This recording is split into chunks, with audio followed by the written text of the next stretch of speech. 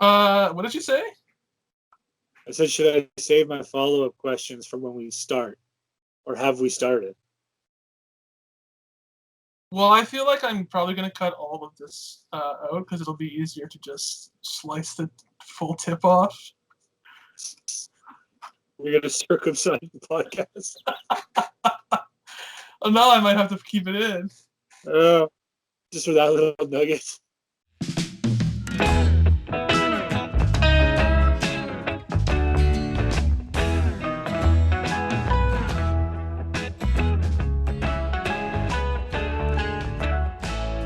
This might be the start, or I might start it earlier. We're starting. So, like, you're either going to start from the tip cut, or this part. Yeah, just before the tip cut. Well, should we at least decide what this one's about before we start, or should we decide what it's about during? Well, I was thinking of two potential titles for this one. Okay. The first one is The Return.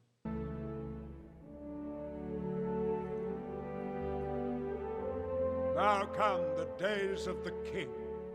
But that would acknowledge the fact that we haven't recorded anything or made anything for nearly a year. Yeah, okay, yeah. As per our planned scheduled break.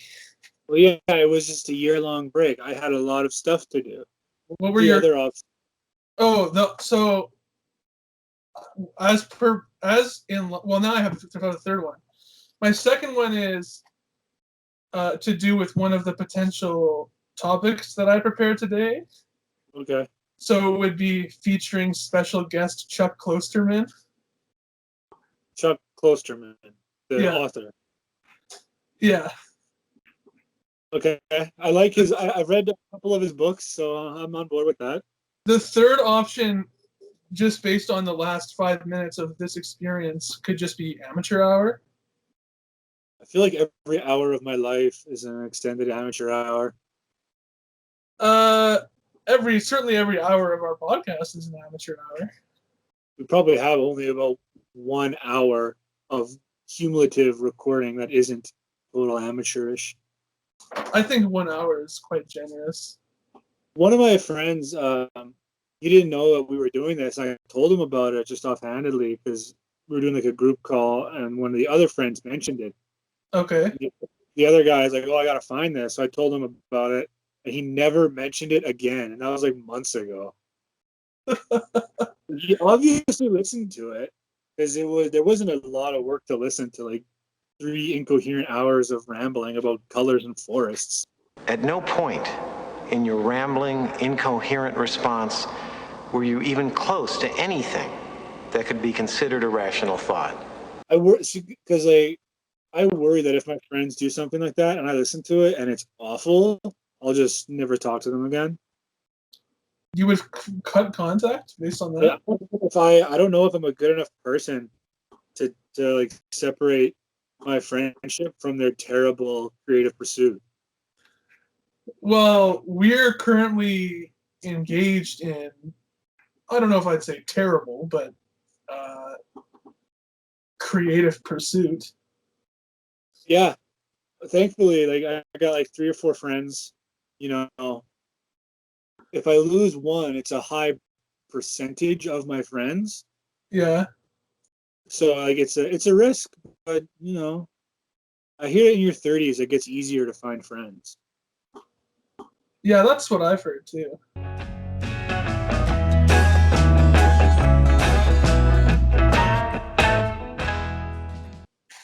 Whenever there are noises from the upstairs, like because I'm in the lowest level of the home, like the water pipes are over there, so when anyone runs the sink, I hear it all, or when someone steps loudly, I hear it all. If someone was running upstairs, I would be convinced our house was going to crumble.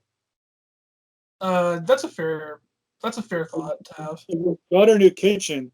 The contractor said he put 5 bags of concrete on the kitchen floor to install the new tile, and I'm like, oh, that's going to collapse. Well, you're unless your home is made of like peanut brittle, I think you're probably good. How long do you think that home would last? Depends where it's built. Anywhere. Neighbors would Well, just, well, you know, if we're "Oh, talking, I'll just grab a little piece." oh, you mean people are going to eat the home? Yeah, of course. Animals, people who want to kill their like infected, like But their allergies. imagine how much easier it would be to repair a peanut brittle home. Yeah, but if so, peanut brittle is just peanut butter and candy. It's like hard candy, right? I haven't really eaten peanut brittle. As as a person who does not ever bake, I'm pretty sure it's like peanut butter and caramel melted together. Yeah, so like let's say like if that's your home and you turn on your oven is gonna sink through the floor. Well, that's why you put your oven on the ground floor. If Where do you, you get that? Where do you get that okay, Italian basement kitchen? why do you even have an oven in a peanut brittle home? Well, because it's Your not like home is made of peanut brittle. You don't need to make anything else. yeah, but like how big is a home? Well, let's say it's a relatively large home, like 2,000 square feet. 2,000 square feet of peanut brittle. I don't know how long is that going to last? A month? How many square feet? How much square feet of food do you eat in a month?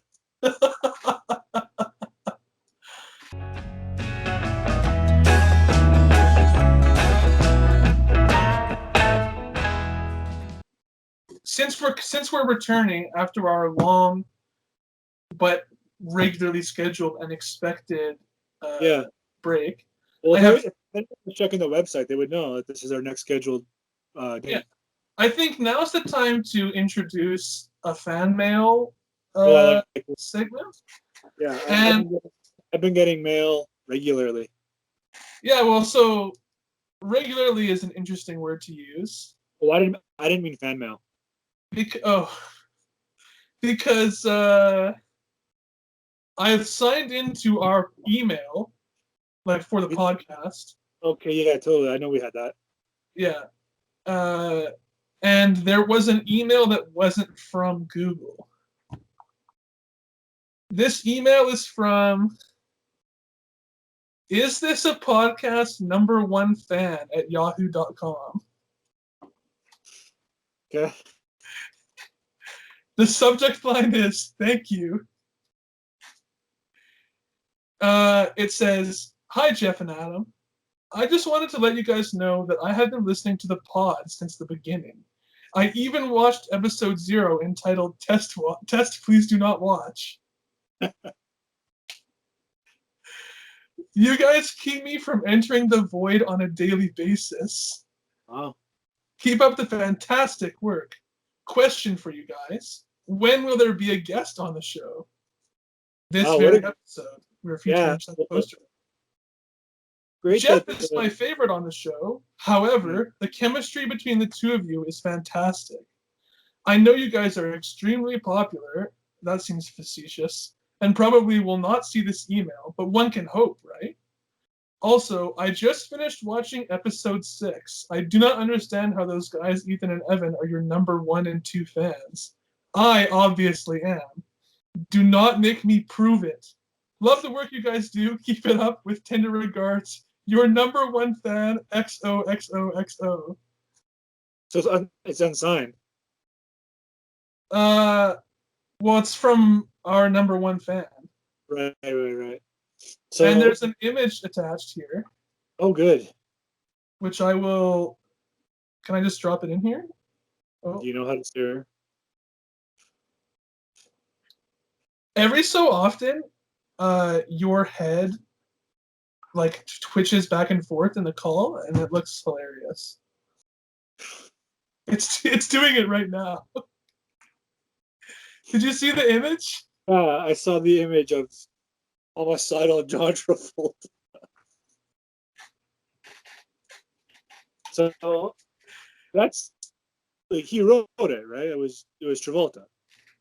I can only assume that it was Travolta, and then that's an image of like he sent us a picture of himself. Yeah. Well, it's great to have more than 2 fans, obviously. Yeah. I don't want to hurt Travolta's feelings because I feel like he'll just hop in his private jet and he'll be down here in no time. He's got his own jet, right? You know, Travolta is willing to break protocol to prove that he's the #1 fan. Yeah, you don't have to prove it, John. Big fan of like 4 or 5 of your movies for sure. Face Off. Jesus Christ, that was a movie.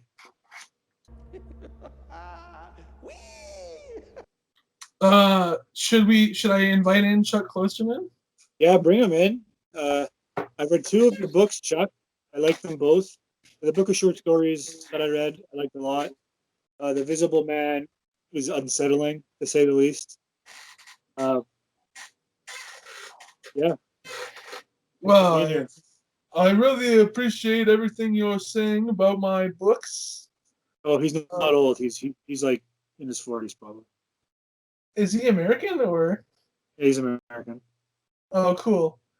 Yeah, it's a pleasure to be here while my country is slowly falling apart, and the fabric of my society is being torn apart at the seams. Let's play a fun game that Jeff will do, and it'll be like I was never even here. Perfect. Wow, thanks, Chuck. Riveting words. Yeah. Like he's just off to the side, but the camera's in a fixed position, and we can't really move it. That's why we can't see him. Yeah, well, I am obviously in a big desert, so. I'm in a dilapidated basement with a sunken ceiling.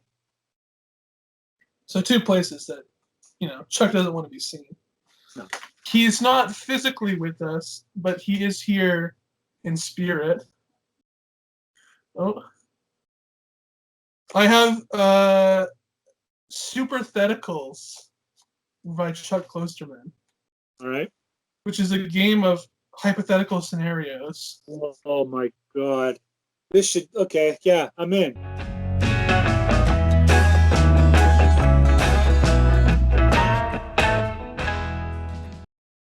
This is a game that I received from someone. And was it podcast #1 fan? It was from John Travolta himself. Oh, wow. It came wrapped in individual letters cut out from a magazine. That would be so creepy. And inside of it was a lock of hair. So was it his? I don't know. I am getting it tested.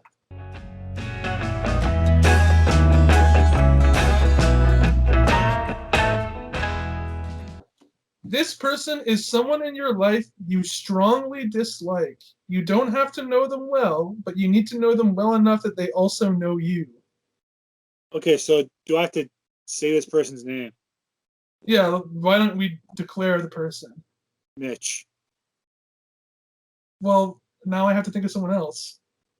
Why? You took my answer. Oh. Yeah, okay. Someone that knows me. Who do I not like? Does Mitch know that he's Mitch? Probably forgot by now. Oh, okay. He's not even going to see this anyway. So, Mitch, if you're listening, send us an email. Link address below. Yeah. If Mitch emails us at itappod@gmail.com, we'll feature it in the next episode in the fan mail.